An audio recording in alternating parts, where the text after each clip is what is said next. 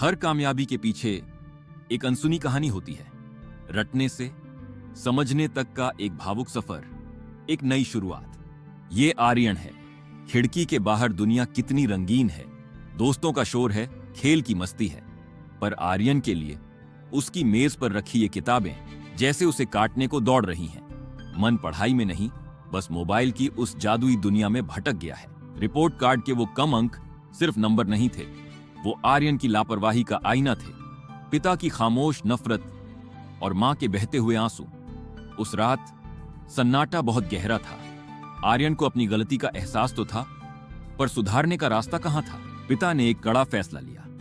उसकी सबसे प्यारी साइकिल पर ताला जड़ दिया गया। अब रास्ता पैदल ही तय करना था। वो सफर लंबा था, पर इसी खामोश रास्ते ने उसे ठहर कर सोचना सिखाया। आर्यन छुट्टियां मनाने के लिए दादी और नानी के घर चला गया। नानी के घर पहुंचकर जैसे ही आर्यन ने उन्हें देखा, वो दौड़कर नानी के गले लग गया। नानी ने भी उसे बड़े स्नेह और अपार प्रेम से अपने गले लगा लिया, मानो सारी थकान और सारा दुख उसी एक पल में सिमट गया हो। आर्यन के फेल होने की खबर नानी और दादी के पास पहले ही पहुंच चुकी थी। घर के आंगन में बैठकर दादी ने आर्यन को बहुत प्यार से पास बुलाया और समझाया। उन्होंने कहा, बेटा, अगर पढ़ोगे नहीं तो कामयाब कैसे होगे। आर्यन की आंखों में आंसू थे और दिल में पछतावा। उसने दादी का हाथ थामकर वादा किया, नहीं दादी, मैं अब से बहुत अच्छे से पढ़ाई करूंगा। दादी मुस्कुराई, पर वो आर्यन को सिर्फ समझाना नहीं, एक बड़िद्धा सबक सिखाना चाहती थी। तभी उन्होंने आर्यन को वो पुराना और भारी संदूक दिखाया, जिसके ताले में एक गहरा राज छुपा था। यह ताला सिर्फ चाबी से नहीं, बल्कि पढ़ाई और गणित के सही जवाबों से खुलता है। आर्यन के लिए यह एक चुनौती थी। उस रात उसने हार नहीं मानी। लालटेन की मध्यम रोशनी में वो पूरी रात गणित के कठिन सवालों को हल करता रहा।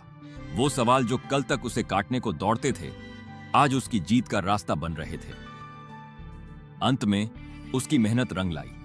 जैसे ही आर्यन ने गणित के कोड को उस ताले में डाला, खटाक, आजी, और ताला खुल गया।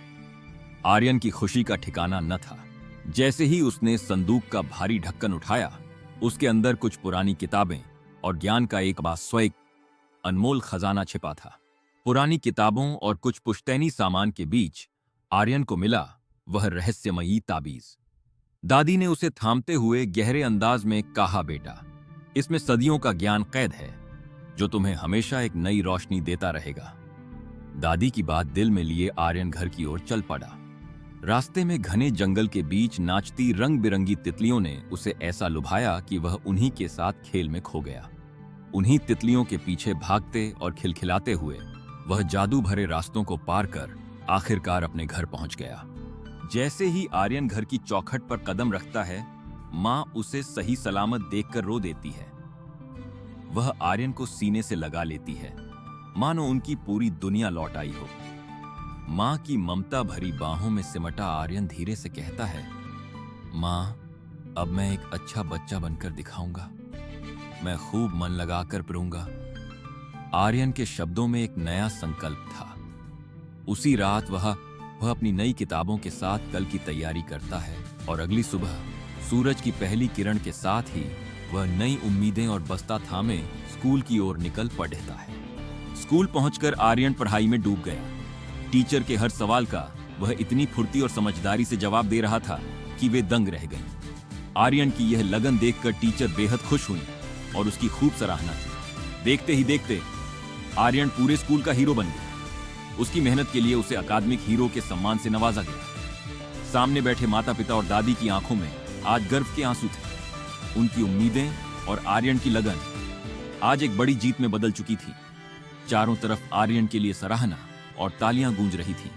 यह सफर गवाह था कि अगर मेहनत सच्ची हो तो इंसान कामयाबी का कोई भी ताला खोल सकता है, क्योंकि मेहनत कभी बेकार नहीं जाती, वो सिर्फ जीतना सिखाती है। यही है आर्यन की सफलता की चाबी। तो आप क्या सीखे इस कहानी से हमें बताएं। वीडियो को लाइक करें और चैनल को सब्सक्राइब करें।